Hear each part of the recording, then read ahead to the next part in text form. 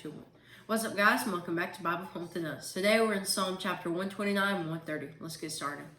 So these two psalms, I love them because they're kind of psalms of remembrance. They're psalms of the psalmist thinking of what God has done for them. We're still on the Psalms of Ascent.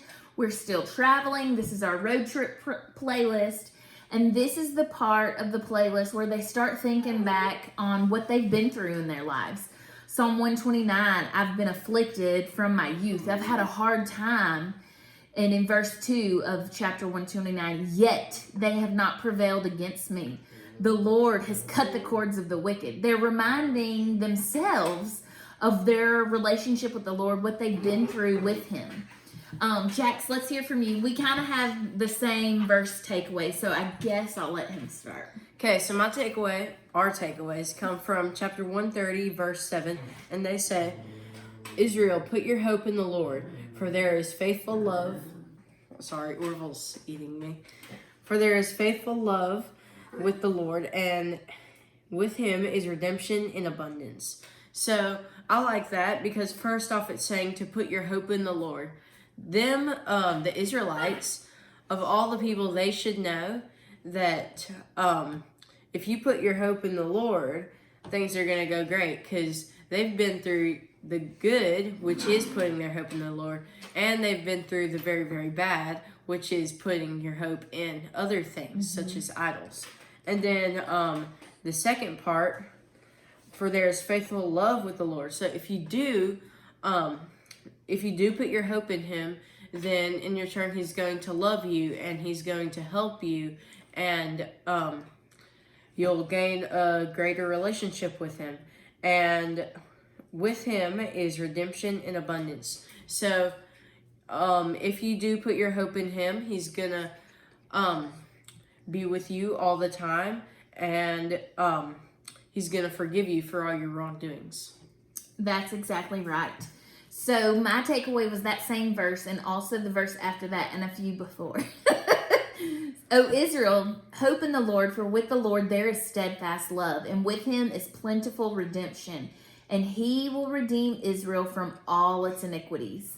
These Israelites, God's people, because they can look back and remember, because of what they talked about in the chapter before, because what they talked about in this chapter, they're reminding themselves of who God has been. He has been steadfast with His love. He has been, He's redeemed them nonstop, over and over again, time and time again. He has saved them so many times, and they know that they can trust in Him because of what He's done in the past. Just recently, I heard a saying that says, if you struggle with fear now or fear of the future, look to your past and look to what God has done in the past. Don't look at this thing you're facing on. Remind yourself of who God is and what He's done in your life. And I think that's exactly what the Israelites are doing. And in verse 5 and 6 of chapter 130, it says, I wait for the Lord, my soul waits, and in His word I hope. My soul waits for the Lord more than watchmen in the morning. More than watchmen in the morning. Some of the most difficult things to do in our journey with God is to wait, to be in that time of the in-between, waiting for Him to answer, waiting for Him to save us from what we're afraid of or from a difficult situation in our life.